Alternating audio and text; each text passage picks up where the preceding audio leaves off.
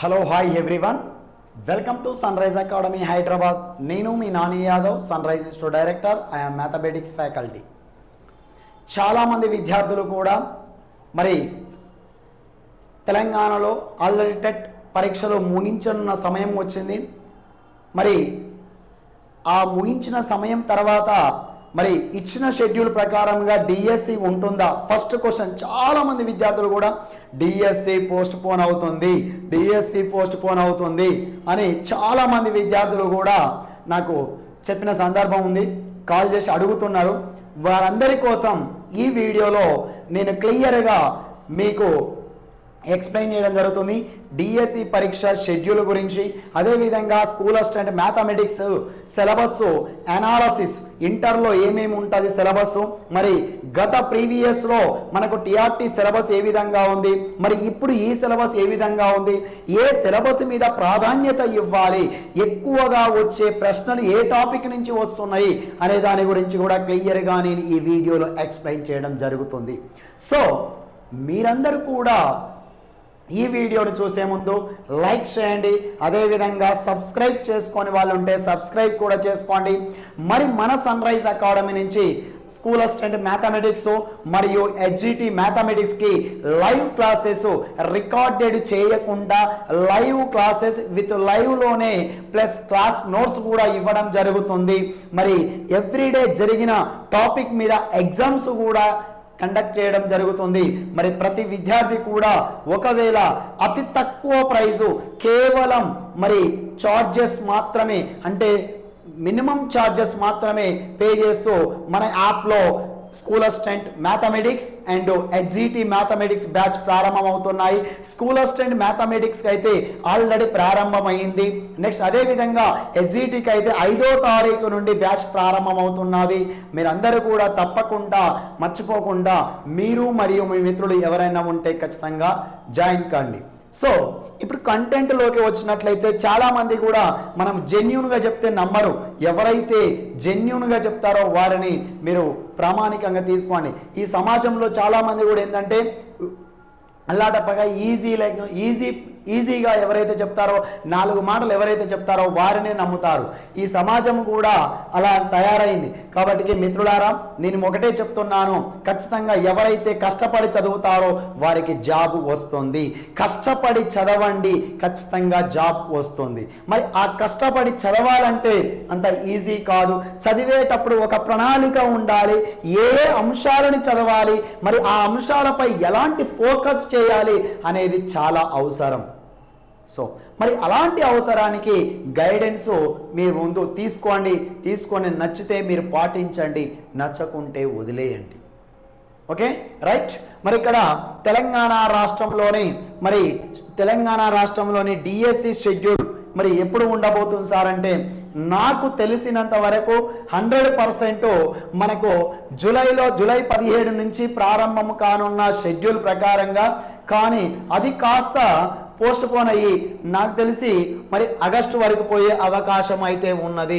మరి ఆగస్టు వరకు పోయినా కూడా నో ప్రాబ్లం అండి, పెద్దగానైతే పోస్ట్ పోన్ అయ్యే అవకాశాలు అయితే లేవు. అంటే 1 నెల అవుతుంది, 2 నెలలు అవుతుంది పోస్ట్ పోన్. ఒకవేళ పోస్ట్ పోన్ అయిందనుకోండి, మీరు పెద్ద నష్టం ఏమి లేదండి. చదవండి, ప్రిపరేషన్ కొనసాగించండి. ఎప్పుడైతే స్ట్రాంగ్ ప్రిపరేషన్ ఉంటుందో వారికే జాబ్ వస్తుంది. మరి అందరం ఏమనుకుంటామంటే ఏ పోస్ట్ పోన్ అయింది, వస్తుందో రాదో అనుకుంటాం. కానీ నేను ఒక స్ట్రేట్ ఫార్వర్డ్ క్వశ్చన్ అడుగుతున్నా, నీ డిఈడి బిఈడి అయిపోయిన కాంచి ఇంతవరదాకా నీకు డిఎస్సి నోటిఫికేషన్ రాలేదా? మరి వస్తే నీకెందుకు ఉద్యోగం రాలేదు అంటే ఒకటే కారణం, మంచి మార్కులు రాలేదు, జాబ్ రాలేదు. మంచి మార్కులు ఎందుకు రాలేదు? నీ ప్రిపరేషన్లో తేడా ఉంది. నీ ప్రిపరేషన్లో సరైన ప్రిపరేషన్ లేదు, కాబట్టి నీకు జాబ్ రాలేదు. కాబట్టి నేను ఒకటే చెప్తున్నాను, చాలామంది విద్యార్థులు కూడా పోస్ట్ పోన్ అనే పదాన్ని మైండ్లంగా తీసేయి. ఫస్ట్ నీ ప్రిపరేషన్ని కొనసాగించు. ఉన్న సమయాన్ని నువ్వు ఏ విధంగా ఉపయోగించుకుంటావు అనేది నీకు చాలా అవసరం. ఎలాంటి ప్రశ్నలు, ఎలాంటి సబ్జెక్టు ఎలాగ చదువుకోవాలి, ఎట్లా చదివితే నువ్వు మొదటి స్థాయిలో ఉంటావు పరీక్షలో అనేది నువ్వు గుర్తుపెట్టుకో. కాబట్టి మా అంటే షెడ్యూల్ కూడా మనకు రేపు 5వ తారీఖు రోజు మనకు అనౌన్స్ చేయబోతున్నారు. 5వ తారీఖు 5వ నెల 2024 తారీఖు అంటే మోస్ట్లీ మనకు 2వ తారీఖు రోజు పరీక్షలు కంప్లీట్ చేసుకుంటే 2, 3, 4 లేదు 5వ తారీఖు కల్లా మనకు అతి త్వరలోనే డిఎస్సి షెడ్యూల్ కూడా మనకు విడుదల అవుతున్నది. ఆ డిఎస్సి షెడ్యూల్ ఎప్పుడైతే విడుదల అవుతుందో వెంటనే దాని మీద ఉన్న సమాచారం ఏదైతే ఉంటుంది నాకు తెలిసిన వెంటనే మీ అందరికీ నేను వీడియో రూపంలో మీ అందరికీ ఒక వీడియో కూడా చేస్తాను. ఈ లోపు ఏమన్నా మనకు షెడ్యూల్లో మార్పులుగా ఇంకా నాకు తెలిసినట్లయితే ఇంటర్నల్గా నాకు తెలిసిన విషయాలు ఉన్నట్లయితే ఖచ్చితంగా మీ ముందుకు వచ్చి వీడియో చేయడం జరుగుతుంది. ఈ తెలంగాణ రాష్ట్రంలో గుర్తుపెట్టుకోండి, టెట్ మీద ఎంత ఫోకస్ చేశాను, టెట్ వస్తుందని చెప్పిన మొట్టమొదటి యూట్యూబ్ ఛానల్ కూడా మనదే. ఖచ్చితంగా టెట్ వస్తుంది మిత్రులారా అని కూడా చెప్పాను. కావాలంటే మీరు యూట్యూబ్లో వీడియో ఉంటుంది చూడండి. నేను చెప్పిన తర్వాతనే వేరే యూట్యూబ్ ఛానల్స్ కూడా నాలాంటి యూట్యూబ్ ఛానల్ చెప్పారు. కానీ టెట్ వస్తుంది 100% మీరు చదువుకోండి అని కూడా చెప్పాను. టెట్ తర్వాతనే డిఎస్సి ఉంటుందని కూడా మీకు చెప్పాను. అదేవిధంగా చూడండి, మీరు డిఎస్సి కూడా ఖచ్చితంగా మనకు షెడ్యూల్ కూడా అతి త్వరలోనే మనకు విడుదల అవుతున్నది. 99% పెద్ద తేడాలైతే ఉండయి. ఖచ్చితంగా డిఎస్సిలో ఎలాంటి మార్పునైతే ఉండదు, అది మాత్రం గుర్తుపెట్టుకోండి. ఓకే రైట్, మరి వెయిట్ చేయండి. అతి త్వరలోనే మనకు డిఎస్సి మీద సిలబస్ మీద వీడియో కూడా చేస్తాను నాకు తెలిసిన ప్రకారంగా. నెక్స్ట్ వన్ వచ్చేసి మరి ఇంటర్మీడియట్ స్కూల్ అసిస్టెంట్ అంటే school assistant mathematics class notes order ఎలా చేసుకోవాలి, అసలు ఎలా చదవాలి, ఏమేమి టాపిక్స్ ఉన్నాయి అనే దాని గురించి మరి విశ్లేషణాత్మకంగా పూర్తి వివరణ కూడా ఇస్తాను. మరి స్కూల్ సిలబస్ ఏంటి, ఇంటర్ సిలబస్ ఏంటి, మరియు అదేవిధంగా ఎలాంటి బుక్స్కి ప్రాధాన్యత ఇవ్వాలి, నెక్స్ట్ మరి ఇంటర్లో ఏ అంశాలపైన మాత్రమే ఫోకస్ చేయాలి, జాబ్ రావాలంటే ఖచ్చితంగా జాబ్ సాధించాలనే కసి నీలో ఉంటే నువ్వు వెయిట్ చేయి, ఖచ్చితంగా నేను ఖచ్చితంగా చెప్తాను. ఒకవేళ మీకు నచ్చినట్లయితే మన యూట్యూబ్ ఛానల్లో కాకుండా మన యాప్లో మరి లైవ్ బ్యాచెస్ రికార్డెడ్ చేసిన వీడియోలు కాదు, లైవ్లో మీకు చెప్పడం జరుగుతుంది. ఎలాంటిది అర్థం కాకుండా కూడా లైవ్లో మీరు అడిగితే నేను లైవ్లోనే మీకు ఎక్స్ప్లెయిన్ చేయడం కూడా జరుగుతుంది. అతి త్వరలోనే మీకు హెచ్జిటి బ్యాచ్ ప్రారంభం అవుతుంది 5వ తారీఖు. నెక్స్ట్ స్కూల్ అసిస్టెంట్ బ్యాచ్ ప్రారంభమైంది. కావాలంటే మీరు జాయిన్ కండి. ఎవ్రీడే 5 to 6 అవర్స్ షెడ్యూల్ ఉంటుంది. Morning 3 hours, evening 3 hours, total 6 hours schedule పెట్టి మీకు అతి త్వరలోనే సిలబస్ కూడా త్వరలోనే మీకు కంప్లీట్ చేయడం జరుగుతుంది. నెక్స్ట్ వన్ వచ్చేసి ఒకవేళ యాప్ డౌన్లోడ్ చేసుకోవాలంటే ఈ స్కానర్ని స్కాన్ చేసి యాప్ డౌన్లోడ్ చేసుకోండి, లేదా ప్లే స్టోర్కి వెళ్ళి డైరెక్ట్ సన్రైజ్ అకాడమీ హెచ్వైడి అని ప్లే స్టోర్కి వెళ్ళి కూడా మీరు సన్రైజ్ అకాడమీ హెచ్వైడి అని కూడా కొన్ని నేర్చుకోవచ్చు. ఓకే రైట్, మరి మ్యాథమెటిక్స్లో ఉన్న సిలబస్ ఏంటి, మరి ఈ స్కూల్ అసిస్టెంట్ సిలబస్లో ఏమేమి ఉంది మాస్టర్ అంటే ఎస్ఏ మ్యాథ్స్లో టోటల్గా మనకున్న సిలబస్ నెంబర్ సిస్టమ్, మరి నెంబర్ సిస్టమ్ సంఖ్యామానం. మరి ఈ సంఖ్యామానములో గమనించినట్లయితే సంఖ్యామానము నుంచి ఖచ్చితంగా మనకు 15 ప్రశ్నలు రావడం జరుగుతుంది. 15 ప్రశ్నలు అంటే 15 ప్రశ్నలు రావడం జరుగుతుంది. 15 క్వశ్చన్లు వస్తే 7.5 మార్కులు ఖచ్చితంగా మనకు సంఖ్యామానము నుంచే వస్తాయి. సంఖ్యామానము వచ్చేసి స్కూల్ 6th క్లాస్ నుంచి 8th క్లాస్ వరకు 10th క్లాస్ వరకు ఉన్న సిలబస్ చదువుకుంటే సరిపోతుంది. 6th to 10th క్లాస్ వరకు ఉన్న స్టాండర్డ్ సిలబస్ ని చదువుకుంటే సరిపోతుంది. ఈ సంఖ్యామానములో సబ్ టాపిక్స్ 5గా గుర్తించవచ్చును. ఆ సబ్ టాపిక్స్ ని గురించి క్లియర్ గా సంఖ్యామానం ఒక్కొక్క దాని నుంచి ఒక్కొక్క వీడియో చేస్తాను, క్లియర్ గా ఎక్స్ప్లెయిన్ చేస్తాను ఏవే దాంట్లో సబ్ టాపిక్స్ ఉంటాయి. కానీ మనకు ఇది ఇంటర్మీడియట్ లో ఉండదు, ఓన్లీ స్కూల్ సిలబస్ లో మాత్రమే ఉంటుంది. సంఖ్యామానం అనేది చాలా క్రిటికల్ క్వశ్చన్లు అడగడం జరుగుతుంది. టెట్తో కంపారిజన్ చేస్తే స్కూల్ అసిస్టెంట్ డిఎస్సిలో మాత్రము చాలా క్రిటికల్ ప్రశ్నలు అడగడం జరుగుతుంది. దాదాపుగా 15 ప్రశ్నలు వస్తాయి, 7.5 మార్కులు ఉంటాయి. గుర్తు నెక్స్ట్ అంకగణితము కూడా same 6th class to 10th class వరకు ఉన్న అంకగణితములోనే 10 సబ్ టాపిక్స్ ఉంటాయి. ఆ 10 సబ్ టాపిక్స్ ని క్లియర్ గా మీరందరూ కూడా ఎక్స్ప్లెయిన్ చేసుకోండి. దీని నుంచి కూడా దాదాపుగా మనకు 10 ప్రశ్నలు రావడం జరుగుతుంది. 10 ప్రశ్నలు అంటే 5 మార్కులు రావడం, 10 నుంచి 12 ప్రశ్నలు వస్తాయి. 5 నుంచి 6 మార్కులు వచ్చే అవకాశం ఉంది. అంకగణితం అంటే అర్థమెటిక్ అంటారు. ఈ అర్థమెటిక్ లో ఏమేమి సబ్ టాపిక్స్ ఉంటాయని క్లియర్ గా మీకు నేను ఎక్స్ప్లెయిన్ చేస్తాను ఒక వీడియోలో. నెక్స్ట్ వన్ రేఖాగణితము. ఇది అప్ టు 10th క్లాస్ వరకు ఉన్న రేఖాగణితములో మొత్తము 2D అండ్ 3D త్రిభుజ ధర్మాలు, చతుర్భుజ ధర్మాలు, వృత్తాలు గురించి మొత్తము భూకోప నియమాలు టోటల్ గా 10th క్లాస్ వరకు ఉన్న రేఖాగణితం చదువుకోండి. దీని నుంచి 15 ప్రశ్నలు రావడం జరుగుతుంది. 15 ప్రశ్నల నుంచి 15 ప్రశ్నలు వస్తాయి. 15 ప్రశ్నలు అంటే ఎక్కువగా రేఖాగణితం నుంచి వచ్చే ప్రశ్నలు. నియమాలు, ప్రాపర్టీస్ బాగా చదువుకోండి. రేఖాగణితం చరిత్రలో కూడా మనకు 1 బిట్ 2 బిట్స్ రావడం జరుగుతుంది.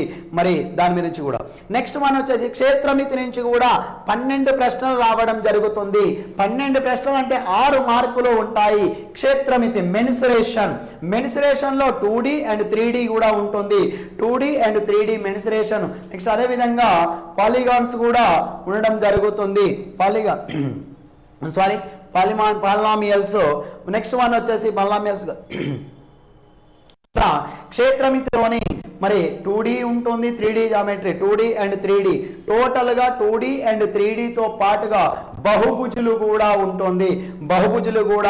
ఇక్కడ పిరమిడ్ కూడా చదువుకోండి. అంటే టోటల్ గా మనకు 12 ప్రశ్నలు రావడం జరుగుతుంది ఈ క్షేత్రమితి నుంచి.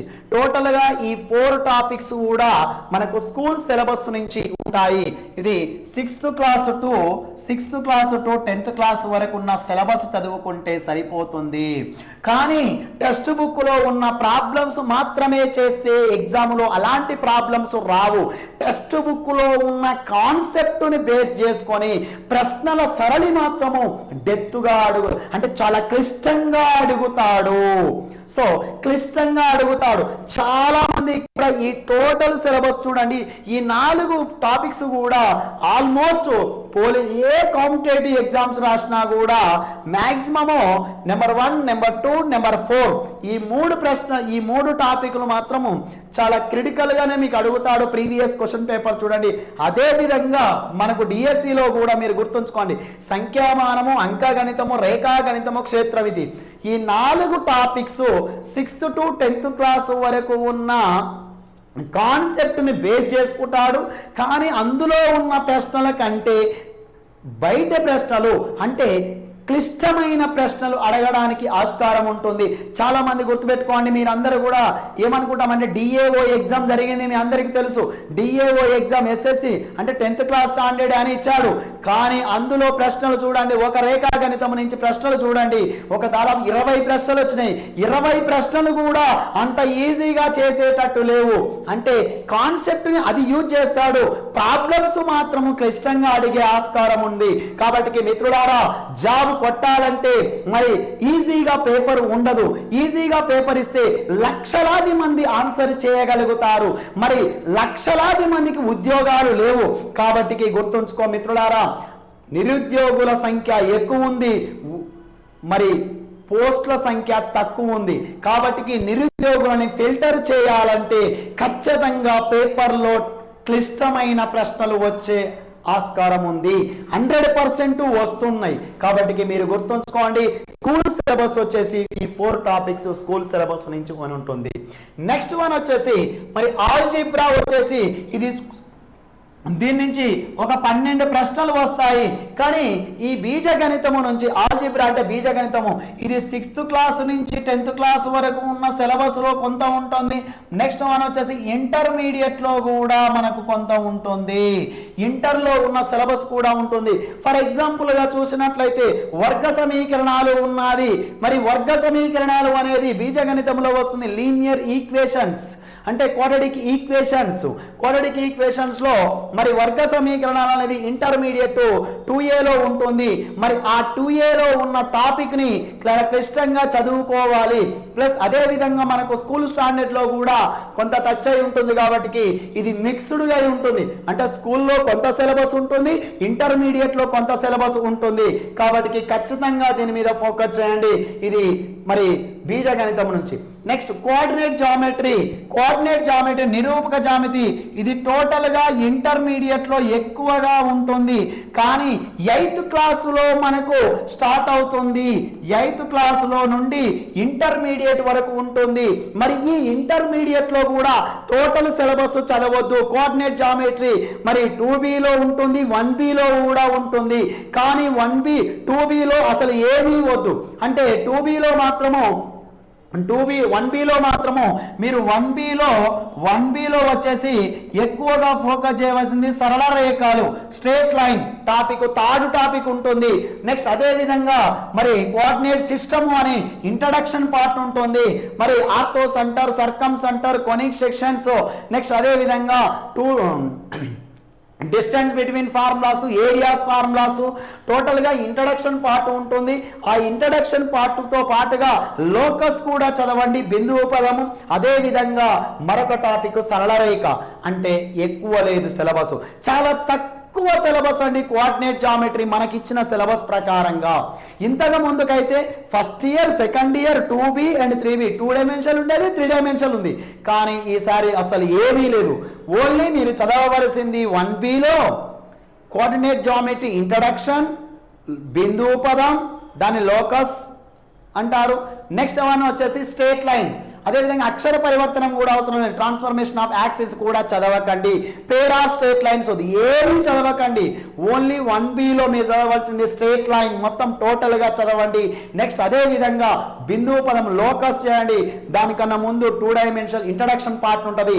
అది ఒక ఇంపార్టెంట్. ఖచ్చితంగా ఇంట్రడక్షన్ పార్ట్ నుంచి 2 లేదా 3 ప్రశ్నలు వచ్చే ఆస్కారం ఉంటుంది. నెక్స్ట్ అదే విధంగా ట్రిగనామెట్రిక్ టోటల్ గా ఇంటర్మీడియట్ లో చదువుకోండి. అది ఇంటర్మీడియట్ లో కూడా 1Aలో ఉంటుంది. మరి ఈ 1Aలో ఏముంటుంది మాస్టర్ అంటే నిష్పత్తి, అనుపాతం అనే టాపిక్ ఉంటుంది. అది ఖచ్చితంగా చదువుకోండి. త్రికోణమితి, నిష్పత్తులు, అనుపాతాలు. అంటే మరి ఈ నిష్పత్తుల గురించి మొత్తం మనకి ఇక్కడ ఐడెంటిటీస్ కూడా ఉంటాయి. మరి ఆ ఐడెంటిటీస్ తో పాటుగా కాంపౌండ్ యాంగిల్స్, మల్టిపుల్ యాంగిల్స్, అంటే టోటల్ గా మనకు ఓన్లీ 6th టాపిక్ ఉంటుంది. నిష్పత్తి, త్రికోణమితి, నిష్పత్తి మరియు అనుపాతం అనేది ఉంటుంది. దీనితో పాటుగా మరొక టాపిక్ కూడా ఉంటుంది.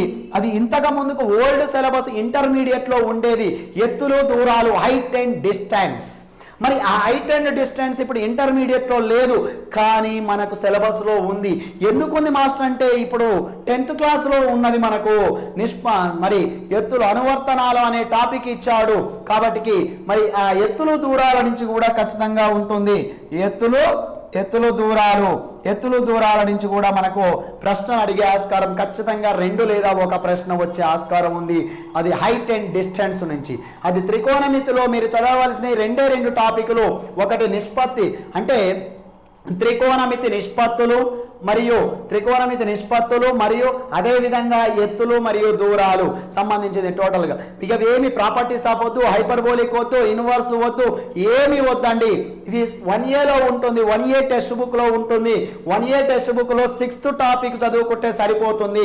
1Aలో 6th టాపిక్ చదువుకుంటే సరిపోతుంది ట్రిగనామెట్రిక్. ఓకేనా? రైట్. ఇక మిగిలిన టాపిక్ ఏంటంటే సాంఖ్యక శాస్త్రము, సంభావ్యత. సో సాంఖ్యక శాస్త్రము స్కూల్ సిలబస్ లో ఉంటుంది మరియు సంభావ్యత కూడా స్కూల్ సిలబస్ లో ఉంటుంది. కానీ ఇంటర్మీడియట్ లో కూడా 2Aలో ఉంటుంది. మరి ఈ 2Aలో ఉంటుంది. దీనిలో మరి టోటల్ గా మనకు ఫ్రీక్వెన్సీస్ కూడా ఉంటుంది మనకు సాంఖ్యక శాస్త్రంలో. సో సాంఖ్యక శాస్త్రంలోని మధ్యగతం, బహుళకం, అంకగణితంతో పాటుగా ఇంటర్మీడియట్ ని కొంచెం టచ్ చేస్తూ వెళ్ళాలి. ఇంటర్మీడియట్ లో కొన్ని క్లిష్టమైన ప్రశ్నలు కూడా ఉంటాయి, అవి కూడా చేసుకోవాలి సాంఖ్యక శాస్త్రం. నెక్స్ట్ అదే విధంగా సంభావ్యతలో మాత్రము ఖచ్చితంగా మనకు సంభావ్యత నుంచి 4 లేదా 5 ప్రశ్నలు అడిగే ఆస్కారం ఉంది. ఖచ్చితంగా ఈ ప్రాబబిలిటీ నుంచి మనకు ప్రశ్నలు వచ్చే అవకాశం ఉంది. సో టోటల్ గా మనకు ఇవి మనకున్న సిలబస్. ఇది టోటల్గా ఈ 4 మాత్రం ఇంటర్మీడియట్ సిలబస్కు లింకప్ అయి ఉన్నాయి. ఈ 4 మాత్రము టోటల్గా స్కూల్ సిలబస్ మీద ఆధారపడి ఉన్నాయి. సో ఇది మనకు ఇంటర్లో మరియు స్కూల్ సిలబస్లో ఉన్నది. కానీ మీరు ఏ విధంగా చదివినా ఒక ప్రణాళిక ప్రకారంగా చదువుకోండి. నాకు తెలిసినంత వరకు మీరు చదవవలసిన టాపిక్స్ ఏంటి అంటే సంఖ్యా వ్యవస్థ 1, నెంబర్ 1, నెంబర్ 2 రేఖాగణితము, నెంబర్ 2 రేఖాగణితము, నెంబర్ 3 వచ్చేసి క్షేత్రమితి కూడా చదువుకోండి. నెక్స్ట్ అదే విధంగా నిరూపక రేఖాగణితము, నెక్స్ట్ వన్ వచ్చేసి ప్రాబబిలిటీ, ఈ సంభావ్యత. అంటే తక్కువ సమయంలోనే ఎక్కువగా మనకు మార్కులు వచ్చే అవకాశం ఆల్మోస్ట్ అన్నీ అవపడుతూనే ఉన్నాయి, కానీ ఎక్కువగా మార్కులు వచ్చేటి. అంటే దాదాపుగా ఈ 4 నుంచి మాత్రం 15 ప్రశ్నలు వచ్చే ఆస్కారం ఉంటుంది. కాబట్టి నెల 60 ప్రశ్నలు ఇవే అవుతాయి మాస్టరు. ఎక్కువగా ఫోకస్ చేయవలసిన మాత్రం సంఖ్యామానము, రేఖాగణితము, క్షేత్రమితి, అంకగణితము. ఇది టోటల్గా మనకు ఎక్కువగా వెయిటేజ్ ఉన్న టాపిక్స్. దాదాపుగా ఈ 4 నుంచి 15 నుంచి 12 ప్రశ్నలు వచ్చే ఆస్కారం ఉంటుంది. కాబట్టి ప్రతి ఒక్కరు కూడా మిస్ చేయకుండా మరి ఈ సిలబస్ని మీరు అనాలసిస్ చేస్తూ ఈ సిలబస్లో కాన్సెప్ట్ నేర్చుకొని ఎగ్జామ్ ఆలుకోండి. కానీ బిట్ టు బిట్ నేర్చుకోకండి. ఏదైనా మీరు ప్రాక్టీస్ చేసేటప్పుడు కాన్సెప్ట్ చదవండి. కాన్సెప్ట్ చదివిన తర్వాతనే ప్రాబ్లం చేయడానికి స్టార్ట్ చేయండి. కానీ ర్యాపిడ్ కోర్స్ అని ఇలాంటి కోర్సులు అలాంటి కోర్సులు పెడతారు, దానివల్ల టైం వేస్ట్ ఉన్నానా?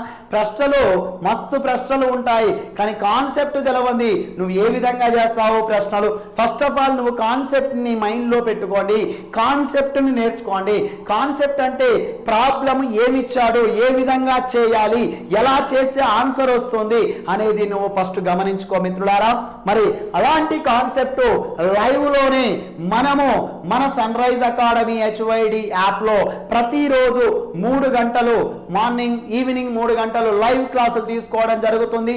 ఏ రోజైతే లైవ్ క్లాస్ తీసుకుంటామో తీసుకున్న దానిపైన వెంటనే లైవ్ సెక్షన్లోనే మనకు PDF రూపంలో క్వశ్చన్ పేపర్ని పెట్టడం జరుగుతుంది. ఆ పేపర్లో ఉన్న క్వశ్చన్స్ అన్ని కూడా మీరు ప్రాక్టీస్ చేసుకొని అందులో ఏమైనా డౌట్స్ ఉంటే డౌట్ సెషన్స్ కూడా 1 అవర్ కేటాయిస్తాము. ఆ డౌట్స్ అయిపోయిన తర్వాత వెంటనే దాని మీద ఒక ఎగ్జామ్ కూడా పెట్టడం జరుగుతుంది. సో మీకు ఇంట్రెస్ట్ అయినట్లయితే మన సన్ రైజ్ అకాడమీ యాప్ని స్కాన్ చేసుకొని మీరు మీ విజేతగా నిలవడానికి ట్రై చేస్తారు. ఖచ్చితంగా మీరు మరియు మీ మిత్రులకు కూడా ఈ విషయాన్ని తెలియపరచండి. మరెన్నో మోర్ అప్డేట్స్ నెక్స్ట్ అదేవిధంగా ఇంటర్మీడియట్ సిలబస్ పైన ఫోకస్ ఎక్కువగా పెడతాను. ఖచ్చితంగా మీ అందరి కోసము మన సన్ రైజ్ అకాడమీ HYD అనేది వెళ్ళవేళలా మీకు జాబ్ వచ్చేంత వరకు మీ అంట ఉంటుంది మీ నాని యాదవ్. Thank you.